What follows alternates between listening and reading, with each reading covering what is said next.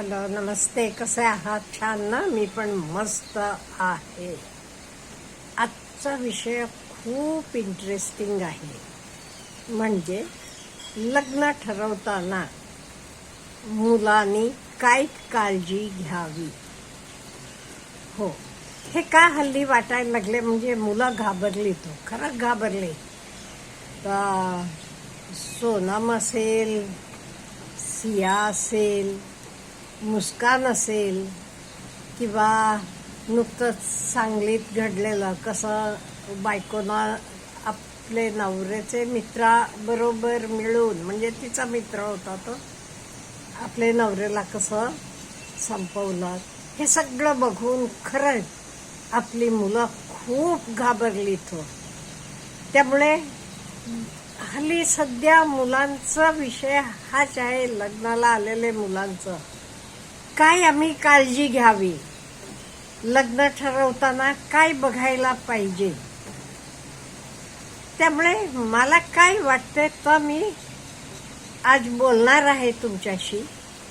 पहिली गोष्ट म्हणजे मुलांनो, हल्ली आई वडिलांनी लग्न ठरवलेलं असू दे, तुम्ही ठरवलेलं असू दे, तुम्ही तुमचे होणारे बायकोशी बोलताना तुम्हाला जाणवलं ती आपल्याशी बोलायला इंटरेस्टेड नाहीये, किंवा तुम्ही फोन केला तरी फोन उचलत नाहीये. तुम्ही का फोन उचलला नाही? मी कामात होते. म्हणजे तिला इंटरेस्ट नाही हे तुम्हाला कळायला पाहिजे. खरं हे केतनला सुद्धा कळलेलं होतं बघा. तो सारखं वडिलांना विचारायचा, बाबा तुम्ही नीट चौकशी केली आहे ना? ती सारखं भांडतीये किंवा तेवढ्या त्याच्याकडे लक्ष देत नाहीये, हे त्याला जाणवलेलं होतं. आणि हे आपल्याला जाणवते. नाही ते काय होते, लग्न ठरल्यावर दोघंही एकमेकांना भेटायला म्हणा आतुर असतात. तसं असताना ही मुलगी भेटायला तयार नाहीये तुम्हाला. सोनमचं पण तसंच होतं बघा. राजानं फोन केला की ती फोन उचलायचीच नाही, मी कामात होते, मला वेळ नसतो म्हणायची. त्यामुळे हे तुम्हाला कळायला पाहिजे. समोरची व्यक्ती आपला फोन उचलत नाही, आपल्याला भेटायला ती इंटरेस्टेड नाहीये, म्हणजे तिला एवढं इंटरेस्ट नाही. ती बोलत नाहीये, ती फोन उचलत नाहीये, म्हणजे ही पहिली धोक्याची घंटा आहे. दुसरं, कधी लग्न ठरवताना मुलीकडचे गडबड केली, आम्हाला 2 महिन्यातच लग्न ठरवायचं आहे, लवकर ठरवूया, अमुक तमुक, असं काही केलं तरी तुम्ही जरा काळजी घ्यायला पाहिजे. का? म्हणजे मुलीचे आई वडिलांना काहीतरी कळलेलं असते, म्हणून त्यांना वाटते लग्न झाल्यावर सगळं ओके होईल.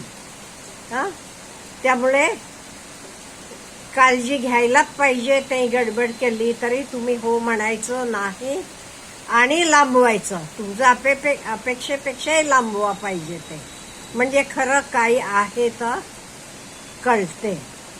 आणि तुम्ही एकमेकांना भेटता तेव्हा फ्रीली, ओपनली तुम्ही एकमेकांना विचारायला पाहिजे. मुलांनी तरी मुलींनी तरी, ओके तू लग्नाला तयार आहेस का?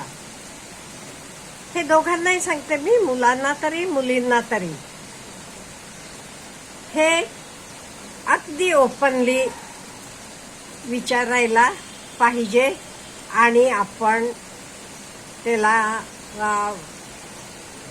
काय तर बरोबर उत्तर पण द्यायला पाहिजे. ह्याच्याशिवाय आणि एक म्हणजे, तुम्ही एकमेकांशी बोलत असताना समोरची व्यक्ती कुठले तरी दुसरे बदल सारखं बोलत असते. आता सियासारखं ते चेतन चौधरी बद्दल बोलायची केतनशी बोलताना पण, त्यामुळे त्यालाही डाऊट आलेला होता, नाही असं नाहीये. त्यामुळे अशा वेळी हे पण जरा लक्षात ठेवायला पाहिजे. सारखं कोणाबद्दल बोलते किंवा कुठे काय आहे, तुम्ही केल्या वेळा फोन केल्या वेळा नाही ते मी बाहेर कुठे आहे, हे आपण विचारायला पाहिजे. म्हणजे जरा कुठेतरी आपल्याला कळेल आणि आपली फसवणूक होऊ नये म्हणून. आणि मुलांना आणि एक सांगते, आपण लग्न ठरवताना कागदोपत्री लिहायला पाहिजे आपण कुठलाही हुंडा बिंडा घेतलेला नाहीये आणि गिफ्ट म्हणून अमुक अमुक गोष्टी ते दिलेल्या आहेत. काय आहेत का, म्हणजे पुढे नाही ते मग म्हणतात आम्ही 20 लाख खर्च केले होते, 50 लाख खर्च केले होते. हे सगळं टाळण्यासाठी आपण हे सगळं डॉक्युमेंटेशन केलेलं बरं. त्यामुळे डॉक्युमेंटेशनची खूप गरज आहे. आणि पुढे लग्न झाल्यावरही मी सांगते, दोघंही वर्किंग असाल तर पुरुषांनी सुद्धा बायकोला मदत करायला पाहिजे. आपल्या इंडियन सोसायटीमध्ये आतापर्यंत काय चाललेलं आहे, घरातली कामं बायका करतात, पण आता मुली पण आपल्यासारख्या दमून येतात, त्या सुद्धा आपल्यासारखं काम करून येतात. अशा वेळी मुलांनी सुद्धा त्यांना घरातले कामात का असेना मदत करायला पाहिजे. म्हणजे आपल्यामध्ये कम्युनिकेशन असायला पाहिजे, एम्पॅथी असायला पाहिजे. हे सगळं आपण काळजीनं जरासं बघायला पाहिजे का. म्हणजे हे सगळं आता सोनमचं असू देत किंवा सियाचं असू देत, आपल्याला बघितलं की आत्ता कळते, त्यांच्या आईवडिलांना सुद्धा आत्ता कळते हे सगळं कुठे काय, तिला काहीतरी इंटरेस्ट नव्हता, आता त्यांना जाणवते. पण हे जरासं आधी आपण लक्ष द्यायला पाहिजे. हे दोन्हीकडे, मी आता मुलांना म्हणून म्हटलं असलं तरी मुलींनाही असा डाऊट आला, मुलगा नाही, सारखं वेळ नाही म्हणतो, म्हणजे कामाच्या वेळेला बोलवू नका पण बाकी वेळेला तुम्ही फोन केल्या वेळाही बोलत नाही, उचलत नाही, हे करत नाही, असं असलं की जरासा विचार आपण करायला पाहिजे. म्हणजे आपले पुढचे सगळा त्रास कमी होईल. आता मी बघते का, म्हणजे माझा संपर्क बरेच मुला-मुलींशी, यंग मुला-मुलींशी असतो. मुलं खूप घाबरलेली आहेत, अतिशय घाबरली. कितीतरी मुलं म्हणतात नाही आम्ही लग्न करणार नाही. अहो असं म्हणून चालते का. आज आता आई वडील आहेत, तुमचं सगळं ठीक आहे, पण पुढे आणि शेवटी हे बघा आपल्याला पार्टनरची गरज असते आणि त्याच्याशिवाय आपली फॅमिली आणि पुढे वाढायला पाहिजे, हे सगळी बरीच गोष्टी असतात. तर त्यामुळे फक्त मात्र घाई गडबड करायची नाही. आता झालेले हे सगळे केसेस मधनं, सोनम असू देत, सियाचं असू देत, आपण हे सगळं बघतो बघा. दोन्हीतही त्या मुलींना एवढे इंटरेस्ट नव्हतं.